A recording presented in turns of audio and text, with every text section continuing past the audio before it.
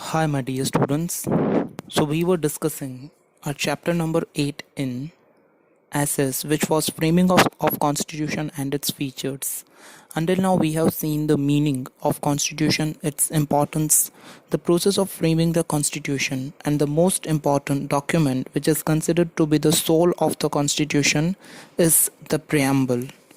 And the importance of the preamble, what are the pillars of the preamble, in that we have seen there are three main pillars of the preamble, which is named as democracy, socialist, secularism. In our last session we have seen that what were the basic features of the constitution, and in that we have cleared up to the written document, size of the constitution, the single citizenship, and the center with the strong federal structure. And we have also seen the residuary powers, that how residuary powers are given to the two important houses of the parliament. So come, let us see today from the point number 5th, which is the basic feature of the constitution is unified arrangement during crisis. There are three provisions for emergencies in Constitution of India. तो constitution के अंदर ऐसी तीन provisions बनाई हुई है कि अगर देश के अंदर किसी भी तरह की इमरजेंसी की सिचुएशन होती है तो क्या किया जाए. तो first one is national emergency can be declared at the time of war, external attack और armed rebellion.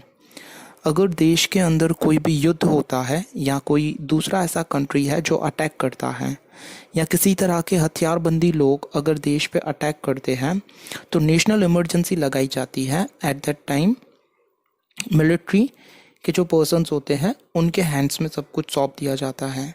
Number second is due to law and other breakdown. अगर किसी भी तरह का कानून और दूसरा कुछ ब्रेक होता है, the state can not function according to the constitution, so constitutional emergency is declared. तो यहाँ पर स्टेट कॉन्स्टिट्यूशन के अकॉर्डिंगली फंक्शन नहीं करता है, तो इसकी वजह से भी कॉन्स्टिट्यूशनल इमरजेंसी डिक्लेयर की जाती है. Number third is due to increase in prices, there is a monetary value erosion, at that financial emergency is declared.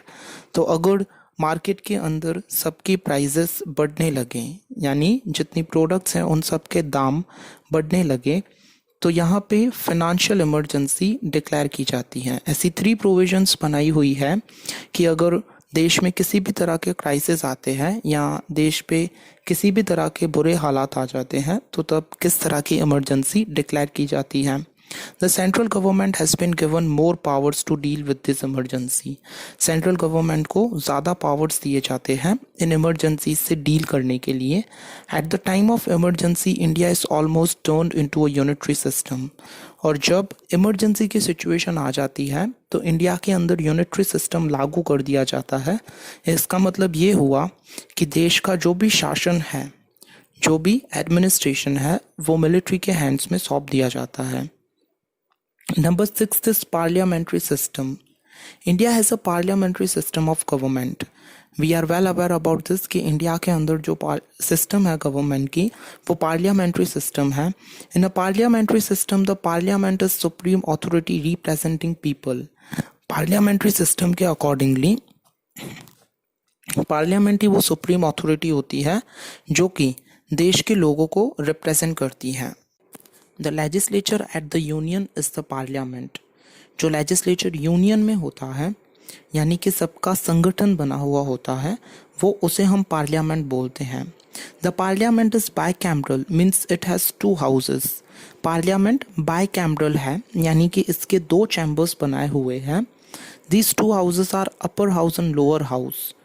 Upper house is called the Rajya Sabha. Upper house को राज्यसभा बोला जाता है, whereas lower house is known as the Lok Sabha. Lower house को लोकसभा कहा जाता है. तो the government is carried on in the name of president at the union and the governor in the states. Actual administration is carried by the council of minister headed by the prime minister at the union and chief minister and the states. तो इसका meaning ये हुआ कि government जो carry होती है वो president के नाम से होती है यूनियन में, यानी कि प्रेसिडेंट का जो संगठन बनाया हुआ होता है वो, और गवर्नर गवर्न करते हैं किसी भी स्टेट की गवर्नमेंट को। बट यहाँ पे अगर बात की जाए तो एक्चुअल एडमिनिस्ट्रेशन सेंट्रल लेवल पे जब केंद्र सरकार करती है तो वो कैबिनेट के मिनिस्टर्स होते हैं, काउंसिल ऑफ मिनिस्टर्स होते हैं, जिनको हेड करने वाला जो पर्सन होता है वो प्राइम मिनिस्टर होता है यूनियन लेवल पे, और चीफ मिनिस्टर होता है स्टेट्स के अंदर। The Council of Ministers is responsible to the legislature that comprises representatives of the people. Council of ministers he responsible होते हैं लेजिस्लेचर के अंदर जो रिप्रेजेंटेटिव्स अपॉइंट किए जाते हैं गवर्नमेंट के अंदर। The president selects 12 people who are experts and experienced from various fields from Rajya Sabha. Rajya Sabha के अंदर टोटल जब 250 सीट्स होती है तो उसमें out of 250 seats 238 members states में से इलेक्ट होते हैं और बाकी के जो 12 मेंबर्स होते हैं वो अपनी फील्ड के एक्सपर्ट्स होते हैं जिनको अपॉइंट किया जाता है प्रेसिडेंट द्वारा राज्यसभा के अंदर।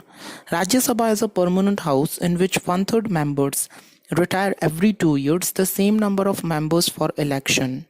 राज्यसभा वो हाउस है, परमानेंट हाउस है, जहाँ पर हर 2 साल के बाद में जो total number of the members है उसके 1/3 रिटायर होते हैं और इसी के same number of the members जो रिटायर होते हैं उनको रिप्लेस करके न्यू मेंबर्स को अपॉइंट किया जाता है। Thus each member has 6 years of tenure in Rajya Sabha, और इसी तरह से हर एक मेंबर का टेन्योर राज्यसभा के अंदर 6 years का होता है। The powers of Rajya Sabha is less compare to the Lok Sabha which is special, superior and decisive. Rajya Sabha can not be completely dissolved. जो पावर्स राज्यसभा के मेंबर्स को दिए जाते हैं वो as compare to the Lok Sabha कम पावर्स होते हैं, जो कि स्पेशल पावर्स होते हैं, सुपीरियर यानी बेहतर होते हैं, और डिसाइसिव यानी कि डिसीजन लेने वाले पावर्स होते हैं। राज्यसभा को कभी भी कंप्लीटली डिसॉल्व नहीं कर सकते हैं, यानी कि कंप्लीटली उसे हम अलग नहीं कर सकते हैं। नंबर 7th पॉइंट दिया हुआ है इंडिपेंडेंट एंड इम्पार्शियल जुडिशरी। यहाँ पे जुडिशरी का मतलब होता है न्यायालय। हमने प्रीवियस सेशन में देखा था कि जुडिशरी जो है कंट्री का वो डिवाइडेड है 3 पार्ट्स में, which is central level and country के लेवल पे जो जुडिशरी बॉडी है that is the supreme court, on the state level it is the high court, and on the district and the taluka villages town level it is the district court. अब judiciary ऐसी होनी चाहिए कि जो impartial हो, किसी को भी फेवर ना करती हो, बिना किसी भेदभाव के डिसीजन लेती हो। The Constitution has provided for the establishment of an independent and impartial judiciary. Constitution ने ये प्रोवाइड की हुई है कि देश के अंदर इंडिपेंडेंट और इम्पार्शियल यानी कि किसी को भी भेदभाव ना करती हो ऐसी जुडिशरी सिस्टम होनी चाहिए। There is a Supreme Court at the top. जो टॉप पे कोर्ट है that is the supreme court. Then there are high courts at the states. High court state level पे है and under its jurisdiction are the district courts at the district level. और high court के ही under में जो courts appoint की जाती है, बनाई जाती है, वो है district courts. And at the taluka level there are local and special courts. और तालुका लेवल पे कुछ लोकल और स्पेशल कोर्ट्स का अरेंजमेंट किया हुआ है। The judgments of the Supreme Court are binding to all the subordinate courts of the nation. जो judgement supreme court का होता है वो सबको बाइंड करके चलती है, यानी कि जोड़ के चलती है। बाकी जितनी भी सारी सबऑर्डिनेट कोर्ट्स हैं उनके अंडर में वर्क करती है नेशन के अंदर। In case of conflict between the union and state governments, matter relating to constitution and interpretation of statutes, the final decision is vested with Supreme Court.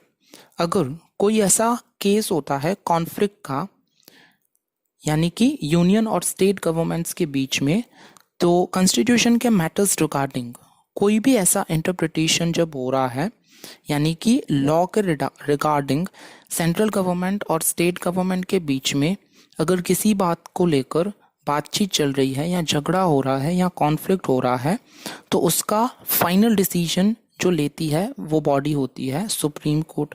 The supreme court is the protector and guardian of the constitution. Supreme court को protector और guardian बोला गया है constitution का। Number 8 is amendments in the constitution. अगर कुछ changes करने हैं तो या फिर अमेंडमेंट्स करने हैं कॉन्स्टिट्यूशन में तो हम कैसे कर सकते हैं। Compare to other countries constitution of India is dynamic. अगर बाकी देशों के कॉन्स्टिट्यूशन के हम कंपैरिजन करें इंडिया के कॉन्स्टिट्यूशन के साथ में, तो इसका जो कॉन्स्टिट्यूशन है बनाया हुआ वो डायनामिक है, सबसे पावरफुल कॉन्स्टिट्यूशन है। Constitution can be amended as and when required. यहाँ के कॉन्स्टिट्यूशन को जब भी कुछ चेंज करना हो और किसी भी वक्त अगर चेंज करना है तो हम कर सकते हैं। Constitutional provisions can be amended in 3 ways. तो अगर किसी भी तरह का चेंज करना है हमें कॉन्स्टिट्यूशन के अंदर तो यहाँ पे नीचे दी गई है कुछ 3 वेज है जो हम डिस्कस करेंगे one by one. Amendments can be made by a simple majority of members present and voting in the parliament. Amendment अगर किसी तरह का भी करना है कॉन्स्टिट्यूशन में तो majority of the members present होने चाहिए और उसी मैटर के ऊपर वोटिंग होनी चाहिए। Certain amendments require a special majority. अगर कोई मेजर चेंज करना है, अमेंडमेंट करना है कॉन्स्टिट्यूशन के अंदर तो स्पेशल मेजॉरिटी होना बहुत ही ज़रूरी है। That is 2/3 majority of members present and voting. Majority का मतलब होगा कि out of the total members present in the Rajya Sabha and the Lok Sabha, तो अगर चेंज करना है कॉन्स्टिट्यूशन में तो डेफिनेटली यहाँ पे 2/3 मेंबर्स टोटल मेंबर्स के प्रेजेंट होने चाहिए। For example if the total number of members are 100, its 2/3 would be approximately 67 members present होनी चाहिए और उन सब ने वोटिंग किया हुआ होना चाहिए। Concerning the union state relations, अगर यूनियन एंड स्टेट रिलेशंस की हम बात करें the special majority that is 2/3 and the concurrence not less than 50% of the state legislature is required। यहाँ पर भी स्पेशल मेजॉरिटी 2/3 ही होनी चाहिए और concurrence जो है वो 50% से कम नहीं होना चाहिए, जहाँ पे स्टेट लेजिस्लेचर की बहुत ही ज़्यादा रिक्वायरमेंट होती है। If there is an amendment to be made in the interrelations between union state structure of or in supreme judiciary, then half of the states from the total states have to given consent। अगर किसी भी तरह का ऐसा amendment करना है जहाँ पे इंटर रिलेशंस की बात हो रही है यूनियन और स्टेट के स्ट्रक्चर की या फिर सुप्रीम जुडिशरी की जब बात हो रही है, तब half of the states out of the total states उन सब का कंसेंट लेना, उन सब की राय लेना बहुत ही ज़रूरी है। Judgement of court can also bring amendment by the parliament. तो जो कोर्ट जजमेंट ले रही है तो वो बहुत ही इम्पॉर्टेंट होता है और उसे फिर पार्लियामेंट में अमेंड किया जाता है, चेंज किया जाता है। There will be no changes in the basic structure of the constitution. Simple majority in parliament can bring change in the amendments of the constitution. इस तरह से बेसिक स्ट्रक्चर जो है वो कभी भी चेंज नहीं होता है जब कोर्ट या फिर पार्लियामेंट डिसाइड कर रही है। एक सिंपल मेजॉरिटी मेंबर्स जब पार्लियामेंट में प्रेजेंट है और वो वोटिंग कर रहे हैं तो तभी पॉसिबल हो सकता है कि कॉन्स्टिट्यूशन में हम अमेंडमेंट कर सके, यानी कि चेंज कर सकें। That's why the constitution is known as the most inconstant and flexible document, but at the certain cases it is not amendable by simple majority. और इसी का रीज़न है कि कॉन्स्टिट्यूशन को इनकॉन्स्टेंट यानी कि हमेशा चेंज होने वाला और फ्लेक्सिबल, अगर हमें कभी भी चेंज करना है तो हम कर सकते हैं, वैसा डॉक्यूमेंट माना हुआ है। और ज़रूरी नहीं है कि ये हर बार वोटिंग जो होती है मेंबर्स की तो वो सिंपल मेजॉरिटी से ही चेंज हो सके। Without the majority consent of the states is not amendable. तो मेजॉरिटी के बिना जो स्टेट का कंसेंट है, यानी स्टेट्स अगर किसी बात को लेकर राज़ी है, अग्री है, तब भी यह अमेंडेड नहीं हो सकता। Then to the mixture of both makes the constitution. और इसी तरह से जब दोनों का मिक्सचर होता है union as well as state का, तभी जाके किसी भी तरह का चेंज हो सकता है कॉन्स्टिट्यूशन के अंदर। Number 9th point is universal adult suffrage. In India, we have a system of adult suffrage which is flexible. India के अंदर हमारे पास में एडल्ट सफरेज के सिस्टम है जो कि फ्लेक्सिबल है चेंज होने जैसी है। According to that any citizen who is above 18 years of age and above possesses right to vote in the elections of parliament, legislative assemblies or local self-government bodies without any discrimination of education, property and economic standard. इसके accordingly हर एक वो citizen जिसकी as 18 years या उससे above है उसे right दिया जाता है वोट करने के लिए, चाहे कैसा भी इलेक्शन आता है, चाहे वो पार्लियामेंट का इलेक्शन हो, स्टेट का इलेक्शन हो या लेजिस्लेटिव असेंबलीज का इलेक्शन हो जहाँ पे एमएलए इलेक्ट करना होता है, या लोकल सेल्फ गवर्नमेंट का इलेक्शन हो, नगर पालिका का, महानगर पालिका का या म्यूनिसिपल कॉरपोरेशन का। उन सभी में बिना किसी भेदभाव के एजुकेशन किसी का कम है या ज़्यादा है, न कि वो देख के, न किसी के प्रॉपर्टी देख के, न किसी का इकोनॉमिक स्टैंडर्ड देख के सबको समान अधिकार दिया जाता है जिसकी एज 18 years या उससे अबव है वोट करने के लिए। Number 10 is secularism. We have discussed earlier about secularism in the preamble. हमने प्रीएम्बल के अंदर देखा सेक्युलरिज्म का मीनिंग क्या होता है। In the constitution India has been declared as a secular state. Constitution के अंदर इंडिया को सेक्युलर स्टेट माना हुआ है। People of different religious reside in India. अलग अलग धर्म के लोग इंडिया के अंदर रिसाइड करते हैं और इसी का रीज़न है कि Therefore, the state cannot discriminate any citizen on the basis of religion. तो किसी भी तरह का स्टेट डिस्क्रिमिनेशन पैदा नहीं कर सकता है या यहाँ पर किसी भी तरह का धर्म को लेकर भेदभाव नहीं होता। No citizen can be given special rights और can not be deprived of the certain right. कोई भी ऐसा सिटीजन नहीं होना चाहिए कि जिसे स्पेशल राइट ना दिए जाते हो या फिर किसी राइट को लेकर झगड़ा होता हो। सभी को समान अधिकार देना है। The state has to absolute impartial and neutral in respect of religion. State को इम्पार्शियल रहना है, बिना किसी भेदभाव के न्यूट्रल रहना है। अगर रिलीजन की बात हो रही है तब only secular state can offer proper और equal treatment towards all citizen. तो सेक्युलर स्टेट ही ऐसा है जो प्रॉपर और इक्वल ट्रीटमेंट देता है सभी देश के सिटीजन्स को। Secularism means that the state doesn't interfere in matters of religion और is biased to any specific religion. Secularism means state किसी भी तरह के मैटर में, चाहे वो धर्म को लेकर हो या किसी रिलीजन को लेकर हो, इंटरफेयर नहीं करता है। State has to be secular and indifferent. Followers of every religion are free to follow and practice their religion of choice. State free है और सेक्युलर है, किसी भी तरह के उसे बंधन नहीं होना चाहिए और हर एक वो देश का नागरिक जिसे किसी भी धर्म को अपनाना है तो वो इजीली अपना सकता है। Number 11 is judicial review. Judicial review is the chief characteristic of the constitution. Judicial review chief characteristic है कॉन्स्टिट्यूशन की। Judicial review administers the working of union and state with in jurisdiction. Judicial review देख रेख करता है union और state के jurisdiction की, यानी कोर्ट रिलेटेड अगर कोई भी मैटर ऐसा है तो उनकी देख रेख करना जुडिशियल रिव्यू का काम है।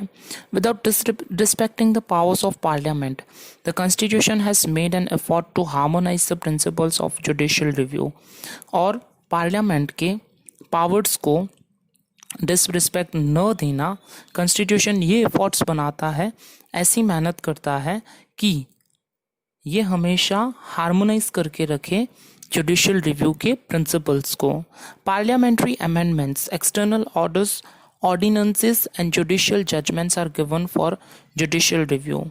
जब जुडिशियल रिव्यू की बात हो रही है तो कुछ पार्लियामेंट्री अमेंडमेंट्स यानी कि पार्लियामेंट में कुछ चेंजेस करने हैं, बाहर के जो कुछ ऑर्डर्स हैं, ऑर्डिनेंसेस हैं या फिर जुडिशियल जजमेंट है, उन सब की देखरेख करने का काम होता है जुडिशियल रिव्यू का। If the court finds any discrepancy in the external orders, ordinances or judicial judgments, it can stop them by declaring them unconstitutional। अगर कोर्ट को ऐसा लग रहा है कि किसी भी तरह की इनडिस्क्रिपेंसी हो रही है एक्सटर्नल ऑर्डर्स के अंदर, या कोई भी ऑर्डिनेंस जो पास किया हुआ है, बिल पास किया हुआ है, या जुडिशियल जजमेंट के अंदर कुछ गलत जा रहा है, तो वो डिक्लेयर करके उन्हें ये बता सकती है कि ये कॉन्स्टिट्यूशन के खिलाफ है और ये जो कोई एक्ट हो रहा है वो अनकॉन्स्टिट्यूशनल एक्ट है। सो डियर स्टूडेंट्स, आज हमने डिस्कस किए कुछ पॉइंट्स जो थे basic features of the constitution. In our next session will see the other points. Till then, thank you for watching the video and have a very nice day.